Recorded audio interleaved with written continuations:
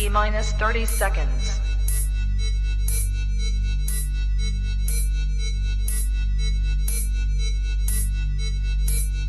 T-minus 20 seconds.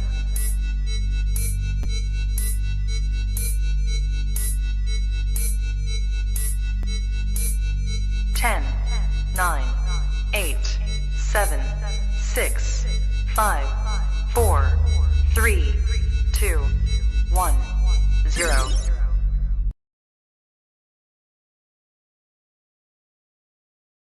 And there we go. Good morning, everyone. Sorry, running a little bit late there.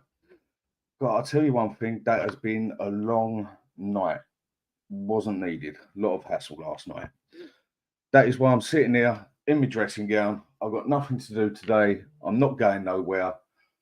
So I'm just going to sit indoors, be lazy, keep myself warm today. But the only other thing I'm going to do is have a shower. And apart from that today, totally chill out.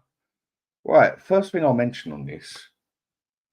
A couple of people have told me this isn't like fresh news, but Man U want Ange.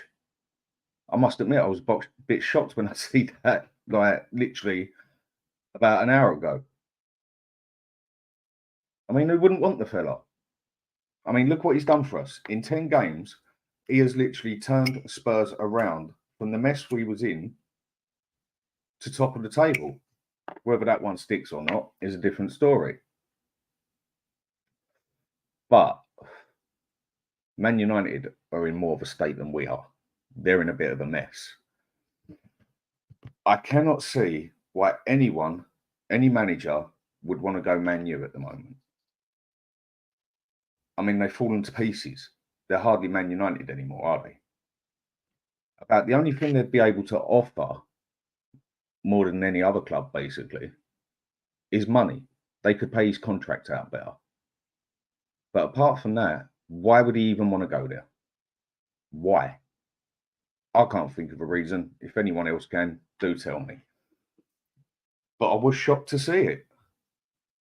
I mean, the other question I got with that one is how long is Ten Hag going to be there? They're going to stick with him like Arsenal did with Arteta? Or is it just going to be, do you know what, we've had enough, get out, basically? Because one thing, it's not just the fans, but the players seem to have turned on him as well. They've done that the past couple of times at Man U. Seems to be a habit that Spurs have had as well. We've done it a fair few times. But yeah, I must admit, that one definitely caught me in a shock. Was not expecting that one in any means or manner. Right, I'll cut that short and sweet on that one because there's not a lot else I can say on it. I just cannot think why Ange would want to go to Man United. Total shambles at the minute. I mean, the other thing I'll say on it is they need a new stadium. The owners are a complete nightmare. They need new training grounds. And even their team needs basically a whole rebuild. I mean, look what's happened with Onana. He was excellent. He was excellent in the Milan, but totally fallen to pieces since he's come over here. So why would he want to rebuild from the start again when he's already got a decent job running at the moment, when he's already got it working? So that one for me, I think that's just the press trying it on. They're just trying to get a bit of news, and I think it's a poor effort as well on that one. So again, I'll leave that one at that. The other things I've been looking at, and I keep seeing it coming up all the time. Spurs and Arsenal after Ivan Toney. When I was talking with a lot of people at the start, like while the transfer window was on and everything else, one player that I was definitely interested in us going for was Ivan Toney. I think he's a very good striker. He's got a bit of pace on him. He can head the ball. He's got a good shot at him. I wouldn't particularly say he's special at anything, but he's quite a good all-round striker. He's got a little bit of everything. I mean, yeah, he's no Harry Kane, that's for sure. But he's not one I'd complain with. But then for 60 to 80 million, I think that's a bit much for the fella. I mean, does that come with the English side of it as well, where you get the English tax on it? yeah, they're gonna charge extra money for that. They always do. As soon as it's an English player, you can always add about another 20-25% on top of it. I mean, he's just been banned for, what is it, 8 months, something along those lines. He's just coming out of that. But a price of 60 to 80 million. I can definitely see Arsenal going for him, though, because I'd say Arsenal need him more than we do. Because up front, we got a bit of cover. I keep having this debate with a lot of people. For me, Son is done on the wing. I know you've heard me say it a million times, but I'll say it again. He's finished on the wing. Son is now our striker, and he's good at it. Left foot, right foot, he's got the pace. He can score in the box, out the box. I don't really think we got much of a better offer we can actually go for out there at the moment without having to spend 80 to 100 million. The only thing the fella can't do is head the ball. But I suppose you can't win it all, can you? You can't have everything. Arsenal definitely need this, because one thing they are definitely missing at the moment, without a doubt, is an out-and-out striker. Because Gabriel Jesus, he doesn't do the job as a striker. You're going to see, what, 10 goals from the fella in the season, if they're lucky. I mean, they definitely need a new striker. And with what's been said here, Ange's building with Spurs plus a 4-year contract. Don't see him going anywhere, mate. That's exactly what I'm basically saying. You know, he's got no reason to go there. I mean, give it another 3 years, and if it goes on the way he's doing it, I can definitely see a very big club coming in for him. But if any club was to go for him, dare I say it, it would definitely fit when Klopp leaves if Liverpool went for him. I think he would definitely be their sort of manager. He would definitely suit them. But let's just hope that don't happen. Let's hope everything goes sweet and cushy over the next 3 years, and hopefully we'll keep him longer. Because look at what the fella's managed to do. I mean, in a lot of ways, for me, part of a lot of his job, part of it was one of the easiest jobs you will ever get as a manager. As the main thing he had to do first was win the fans over. And he did it in the first game. By the second game, it was done and dusted. Job finished. As all he had to do was get us playing attacking football. That's all we wanted. That's all everybody wanted. A bit of attacking football. There you go. Boys, out on the pitch, there's your formation. Just play attacking football. If we would be in 7th place, 8th place at the moment, but we was playing attacking football, we'd still be happy. So in that job, I think he had one of the easiest jobs a manager's ever had when it comes down to it. Apart from that, obviously he's had to get the players working on the harder part of the job and that. He's had to work out who he's going to want as transfers. Obviously think that Van der Ven was definitely someone he wanted and definitely someone he got, because rumours were he was looking at him while he was at Celtic. And he has got our team ticking well. But like I said, one of the easiest jobs a manager's ever had in winning the fans over. That's all he had to do was play attacking football. It was quite simple and sweet like that. But let's just hope our man don't go nowhere. Because if he does have a spectacular season, like a player, you know you're going to have people looking at it. But again, 3 years, I don't see him going nowhere. There's just no point. Another thing that he's mentioned and brought up in a couple of things that I've been reading over the past 2 days is he wants his transfers done quick. He doesn't want to have to wait until the end of the transfer window. I mean, what manager does? But then most managers out there, they haven't really had the front to go and tell Levy, get it done now. We want it done early. All the fans want it done early. The manager wants it done early. Everybody wants it done early. So within the first week, I would want us to get, say we go for 3 transfers. Say we want 3 players. Midfield, possibly up front, and a defender. I'd want at least 2 of them done in the first week.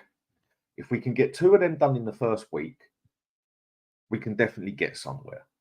Because like we all know, December is going to be a hard time for us. Very hard time indeed. I mean, we got what, 6 or 7 games in that month. And that is really going to show where we got lack of depth in the squad. And I'm just praying that the injuries don't rake in on us and totally tear us to pieces, which is going to be, it's going to be a very hard one. Because like I've said, and we all know, we've got no depth really to cover it. And then January and then to December, we're going to be losing 3 players. 3 main players. Sarr, Basuma and Son. It might be only up to 3 games that we lose them for. Depending how they do in their African Nations Cup and everything else, it could be, what is it? If I remember right, from 3 to 5 games. I can't remember exactly, so don't hold me on that. But I think it's a minimum of 3 games that we lose them for. And they are 3 main players we've got. With the look of Bentancur coming back, that's definitely going to help us out. If he can get back on his feet properly by December, we play him 5 minutes here, 10 minutes there, whatever else. Start getting him in a little bit match fit and everything. That'd be a perfect backup there. And that'd be, well, I say backup. It would be excellent to get him in the team full stop. Because then the only place he's really got to fight for there for me is Sarr. Because I think Maddison and Basuma are already taken. Bentancur sitting right behind them. That's a challenging midfield for anybody. That's going to be one of the best midfields in the Premiership, without a doubt on that one. And obviously, we'd all like it and enjoy it as well. But the fact that Basuma won't be there, and the fact that Sarr won't be there, as long as Bentancur comes back in there, I think we can get away with that with Højbjerg sitting behind them. Because he's another one, I feel he gets too much stick. He definitely gets more stick than he deserves. I think he's definitely a significantly better player than Skip. Højbjerg is better than Skip. Sorry, put it the wrong way. Who would you rather want playing there? Højbjerg or Skip? It's an easy answer for me. Because, like I say, I don't even think Skip's worthy. He's not even worthy to be in the squad. He's just another one like Winks. I think we just need to let the fella go. But then a lot of people just want to keep him because he's come through the academy. Either way, I don't think he's good enough. Whereas I think Højbjerg will be good enough cover for the 3 games. One of the main issues going to be is who we're going to place with Son. Who are we going to replace him with? Are we going to stick Richarlison in the middle? I mean, for me, he's another one. Richarlison, he shouldn't even be at Spurs. I want to see this man gone in January. I want to see him out. So who do we use as the striker? Well, Johnson, for Wales, he's done it a couple of times. He's played up front a couple of times, and I don't think he can do a much worse job than Richarlison. So on the left, I'm still up for giving Brian Gill a go. I don't see why no one else really. I can understand why no one really rates the fella, yeah, because he hasn't really done anything at Spurs yet. But for the style of play we got, even though he's a small fella and that he can get knocked off the ball easy, he's very quick on his toes. He's very fast. He's good at dribbling the ball, and his little short ball pass isn't bad either. So if you play him on the left, cutting inside, with Maddison behind, Kulusevski on the right, and put Johnson up front, again, I think that can cover us for 2, 3, 4 games at the most. No, it wouldn't be our perfect what we want, but I personally feel that could cover us. And then obviously it comes down to the transfers in January. What do we go for? I mean, a lot of people keep saying we need a striker, like I said, with Ivan Toney. But that's going to be 60 to 80 million. I just don't see us going for that. I don't see Levy giving that sort of money just for one player. But apart from that, what offers have we got? We got the other fellow, I can't remember his name properly, playing at Gwen. The other one we was looking at. But apart from that, we haven't got no made striker to really go for, because strikers at the moment are very few and far between. If you take it back about, I'd say about 7, 8 years, there was plenty of strikers all over the place, and the one thing we was definitely lacking on, you couldn't find a decent centre back anywhere. Now it seems like there's decent centre backs all over the place. You can definitely get a few of them in now, but there's no strikers anywhere. There really is a lack of strikers. So where do we go? But this is where I think we're going to have an advantage with Ange. Again, it's another one that I've said, and it'll take me on to my next comment going over this one. Will Levy, or can Levy back him to do it early? I think he will. Yeah, there's definitely a lot of hope and a lot of wannabe and a lot of ifs and buts in it. And we've seen what Levy's like many a time, hasn't backed him properly, and just seems to make a mountain out of a molehill every time. But I feel Ange will get backed on here. And again, if people watch this regular and have seen me, they'll know basically what I'm about to say. Ange is more what I class, when you look at him before he came Spurs, well, even now he's at Spurs, you look at the fella as more of a Brighton manager. Someone who brings in the young players or the players that you've never really heard of, but he's already seen them about. He already knows they've got potential to become good. And if it comes down to it, sell them for 100 million once you've bought them for 10 million. I don't think anyone can complain about that. But if we get a player from 5 million and get him working to a 100 million player, obviously we don't want to see him go. But that is one thing Spurs aren't really anymore, I don't think, and that is a selling club. Because one thing we can do is support ourselves with the money we bring in through the stadium and everything else without having to sell players every 5 minutes. So I suppose that's one good thing Levy has done. On the business side, you can't really fault the fella. Makes me feel sick saying it myself. But on the football side of it, yeah, he has totally got it wrong. But on the business side, he does get it right. But going back on that, will Levy back him? Yeah, because I don't think Ange is going to be asking for 80 to 100 million. He's not going to be doing a Conte or a Mourinho or a lot of other big managers and saying, right, I want this defender, I want this midfielder, or I want this winger, and he's going to cost 80 million. I.e., like I said, with a striker, Ivan Toney, I don't think Ange is going to be asking for a striker who is going to cost 60 to 80 million. Where he's always been at the smaller clubs, Celtic. Now, I know I'm going to have a lot of people say to me, Celtic ain't a small club. Yes, they are in a small league. They haven't got the money to throw about. Yes, Celtic are known nationwide everywhere, but they are in a very small farmers league. I know that's going to offend some people, but you know what? Deal with it. It's no real difference to the French league in that aspect. There's only 2 clubs out there, and that's Celtic and Rangers. So when he's had to go to places like that, like I said, where he's more of a Brighton type of manager for me, he's already going to know his smaller players as such. He's already had to look about over the years and had his own little scouts run about and look at players. He's going to know the cheaper players he can go for with the potential to make something out of it.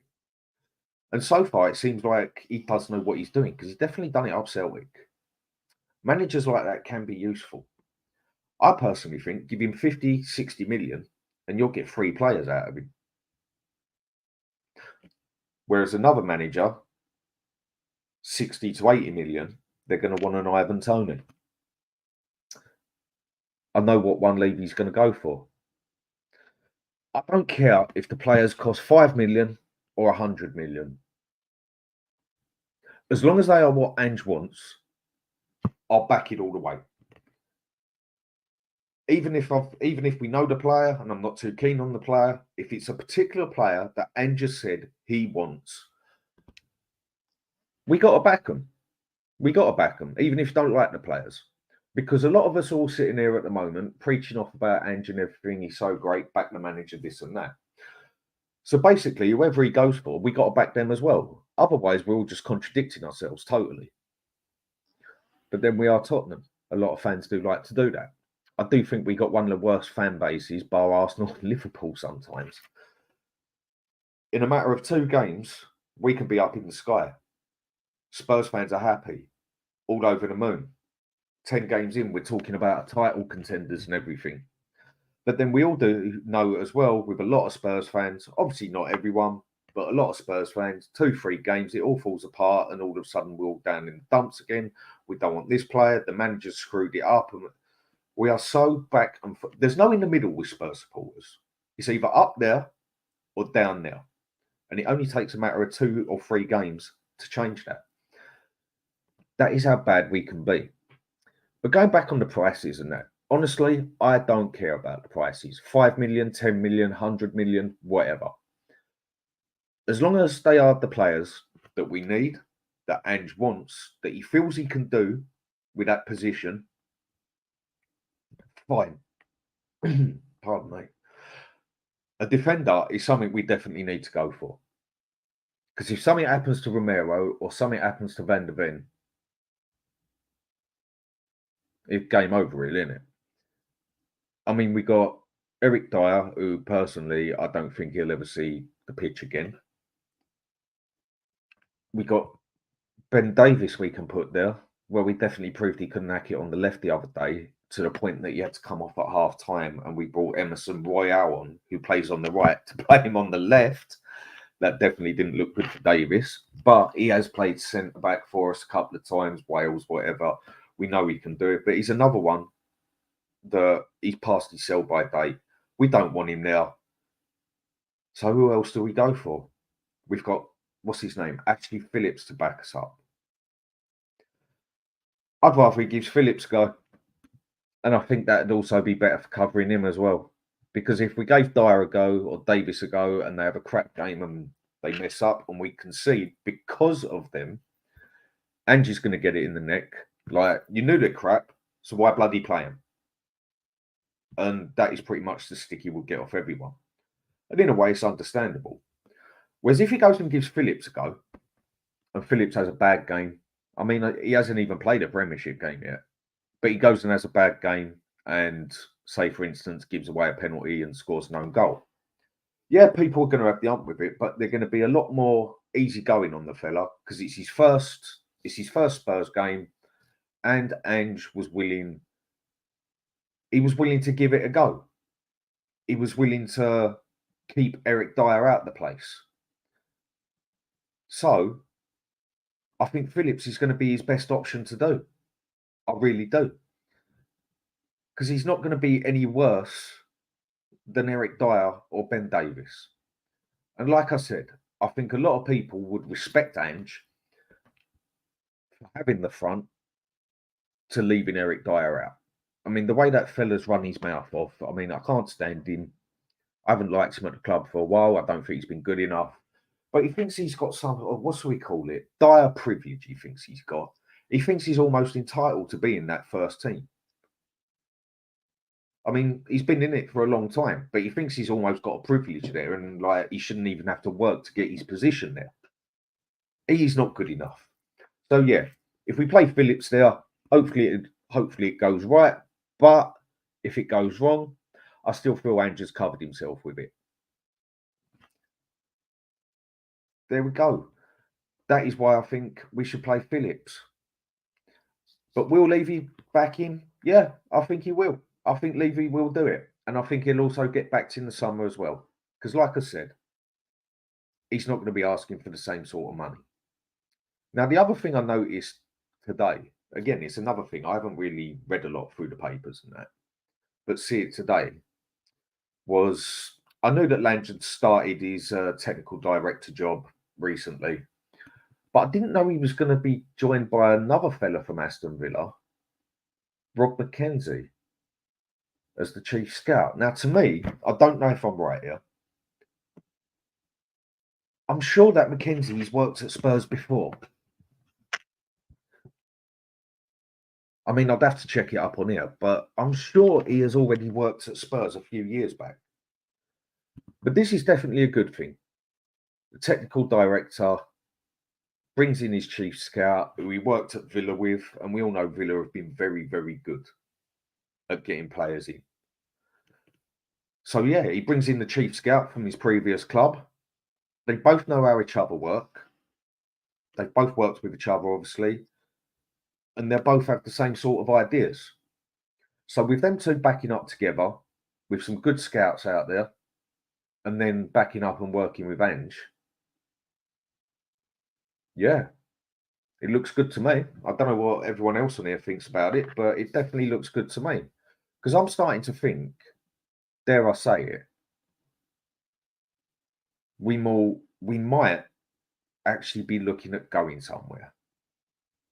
We might actually be looking at doing something.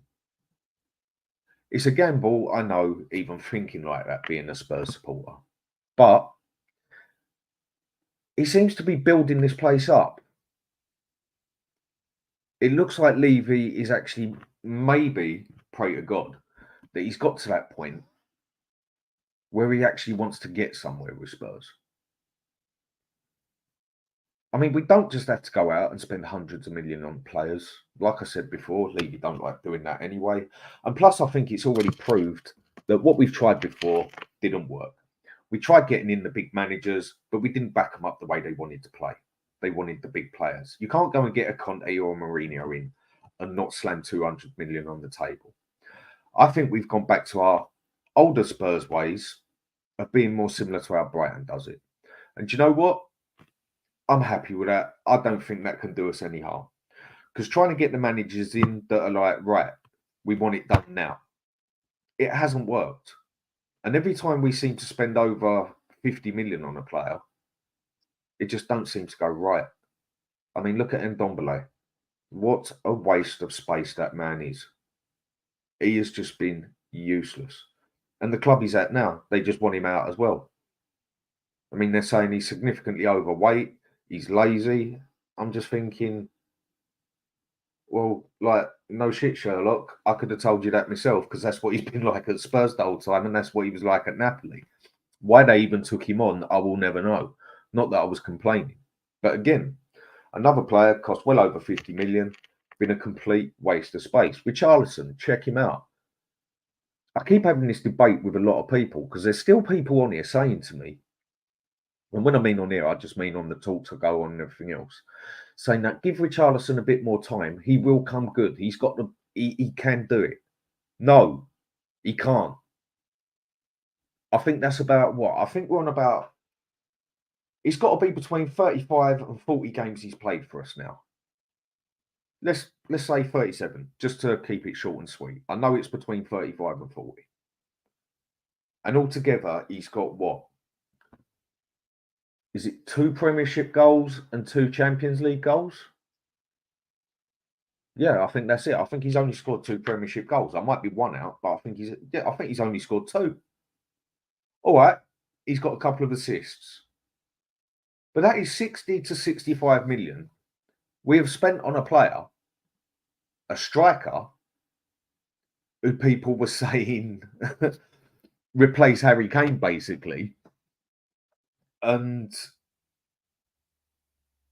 he scores 2 Premiership goals, 4 goals altogether. So say he cost 60 million, 4 goals altogether. That's basically 15 million a goal we've paid for this man. How anybody can sit here and tell me face to face, keep this player, I don't know. People have been saying, does he start against Chelsea? To me, that all comes down to how Johnson is. If he's even 70% fit, I say start Johnson, and if Richarlison has to play, maybe bring him on at the end to Haslam. The reason I say do it that way instead of the other way round, instead of just starting with Richarlison and going with Johnson, is because, like we've seen in the past, 3 games, I would say, we've actually had some early chances. We've actually had opportunities that we just have not took advantage of. And about 4 of them have been opportunities he's had and just put it on the side, put it over the top. I mean, at times the fella might as well be playing rugby, for God's sake. I mean, he just sticks it 20 yards over the top. There's been 2 games now where I've seen him clear, open goal, keeper in the middle. All right, he tried to place it, but he didn't even get the target. He put it far right. And then the other one, he does it to the left. He gets another one coming in at a nice angle, 20 yards over the top. And people are still telling me that this man deserves a chance. He's got to go for me in January. No, I don't want to start him for the Chelsea game. But if other people aren't fit, we haven't got much of an option. But personally, I'd even start Gill over Richarlison and give him a go. Because he can't do any worse than Richarlison. Surely he can't. The rest of our team, though, looks pretty stable at the moment. So go on to my last bit. Like I say, I'm keeping this short and sweet this morning. I mean, I've got some housework to do. I mean, it's my turn to do the washing up and that. So I suppose I better do that before my missus gets back, because otherwise I'll be in trouble. So let's go to the Chelsea game. Now, from what I've read on that, Reece James is 50-50 for the game. I mean, I didn't even know he was fit enough to play. I mean, I remember that he played about 30 minutes in his last game or something, if I can remember right. But he's definitely 50-50 for the game. They've also still got a few injuries out there. Whereas we've actually got a lot more of a stable team there at the moment, of our first 11, bar Richarlison. Right, do you think we'll beat Chelsea? This is what I'll go to towards the end. So I'll answer your question more at the end. Against Chelsea, it is not going to be an easy game. It never is. It's a London derby, and one team can be in 11th. Well, basically, Chelsea are in 11th, and they're 14 points behind us. I don't think I've actually seen that. I don't think I've actually seen it before since the Premiership started. 14 points behind us in 11th place while we're in first place. That's definitely the first time I've ever seen that one, without a doubt on that one. And it's also going to be Poch coming back. It's the London derby. It doesn't really matter how any team's doing on that day, because when the London derby comes up, everything seems to get pushed aside and both teams go for it all guns blazing. But I do find with the London derbies, especially with Arsenal and Chelsea, with Spurs, there's been quite a few where I see it seems to we go into them and we sort of step down a level and they step up a level. West Ham have a habit of doing that with us as well. I mean, I'm not saying we don't win none of them. I mean, with Chelsea, we hardly ever do. But we don't seem to step it down a peg or two when we go into the big London derbies, whereas the others seem to come up a gear or two. I mean, why that is, I will never know, but that's just the way I see it. It does seem to go like that with me. What's the score going to be on this one? It's going to be a big game. Like we say, it's going to be madness. And we'll see it. Chelsea still got 12 injuries. No reason to lose to them. It's their B team. Yes, but it's Chelsea. Our record against Chelsea is abysmal. It is probably our worst team out. Yeah, it is our worst one out there. Yeah, against Liverpool, it ain't great, but Chelsea is our worst of the worst. But this game is going to be big in so many ways. We're at the top and we're at home, so there's definitely going to be that bit of pressure on us, because everyone's just waiting for Spurs to make that mess up. Everyone's just waiting for us to crumble. Everyone's just waiting for us to fall apart so they can have that dig at us. I see, you're not lasting long. You've fallen apart at a B team at Chelsea. This would be the press and the other fans' ideal situation. You lost to a Chelsea B team, whatever else. We would never hear the end of this. But looking at it from the other side, Chelsea in 11th place, 14 points behind top place, when they've just spent, what, $1 billion on players. Yes, I know they got the injuries, but $1 billion on players. Poch coming back to Tottenham as well. It's gonna be madness there. I mean, are a lot of the fans going to show Poch a bit of respect? Are fans going to stand up and clap when he walks on there? Are fans going to boo him? Are fans going to clap him when he walks away, no matter what the result? I suppose it's a wait and see. I mean, I definitely won't be clapping. And I don't think I'll boo the fella when he walks off either. I think I'd just stay neutral on that one. But then there's the other side of me that would want to boo him a bit because he's gone Chelsea. He is our arch enemy now. Yes, a lot of us love Poch. It was great while it lasted, like so many relationships have been, but it didn't work. It did not work. So leave it at that. When a lot of people I did notice you were saying, should we get Poch back? A lot of fans were saying, we want Poch back. Did I want him back? I won't say I was guilty of shouting for him to come back.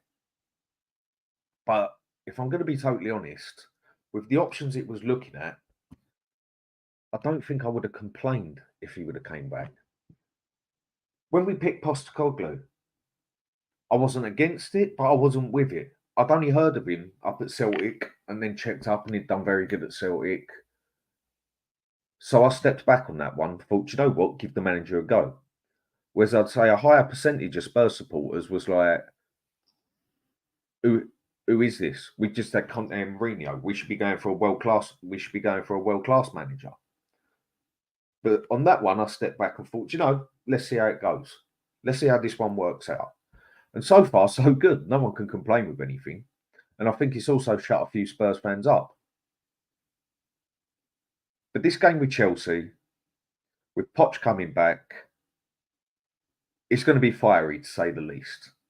It's going to be amusing, without a doubt. Now, if we come to the score on it,